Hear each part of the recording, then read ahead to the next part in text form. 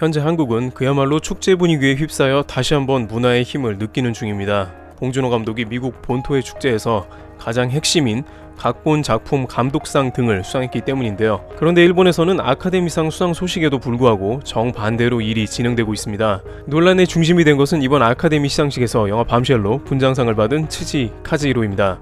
츠지 카즈히로는 다양한 영화제에서 분장상을 수상할 정도로 관련 분야에서는 대가를 할 수 있죠. 일본에서는 오스카상을 수상한 것에 대해 흥분을 감추지 못했고 사전에 관련 준비도 했습니다.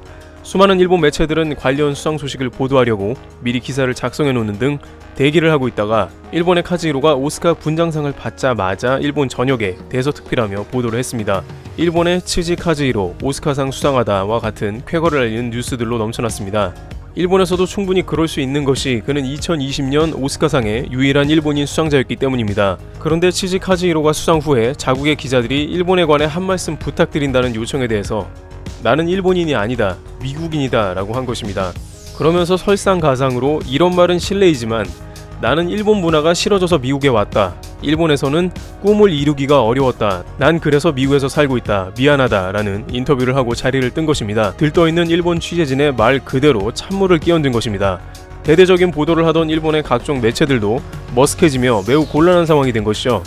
많은 일본인들은 카즈히로가 굳이 좋은 자리에서 그렇게까지 개인적인 발언을 할 것까지 있었냐면서 다소 실망했다는 의견을 제기하기도 했습니다. 그러나 카즈히로가 그럴 만한 이유가 있다고 합니다. 일본의 영화계는 지극히 보수적이며 개인으로서 창의성을 발휘하기가 매우 어렵다는 것입니다.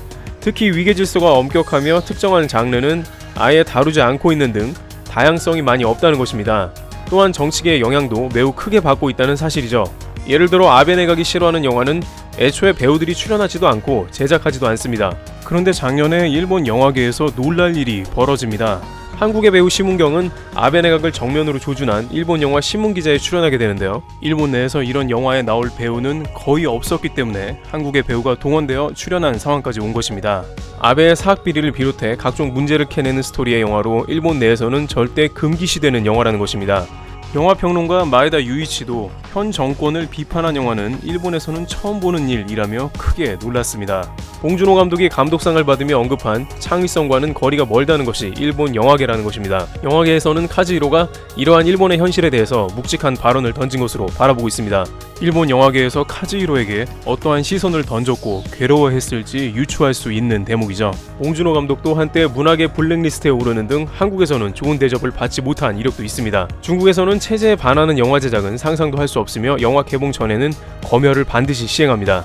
그러나 전 세계에서는 봉준호 감독을 비롯해서 카즈히로 츠지와 같이 창의성을 보여주는 감독들에게 동양인이 받기 힘들다는 오스카상을 비롯해 세계 주요 영화 시상식에서 계속해서 상을 수여해주는 모습입니다. 자국에서는 여러가지 면에서 꿈을 펼치기 어려웠지만 전 세계가 사랑하는 작품을 제작하는 이들이 된 것입니다. 벌써부터 미국에서는 봉준호 감독의 기생충이 미드 제작사로 유명한 HBO에서 제작이 확정되었고 이것이 영화보다 대폭 고품질로 확장해서 출시할 것으로 보도되는 등 희소식을 전해주고 있습니다.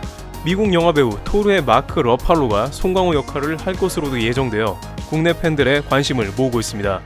테레블튜브 여기서 마치겠습니다. 감사합니다.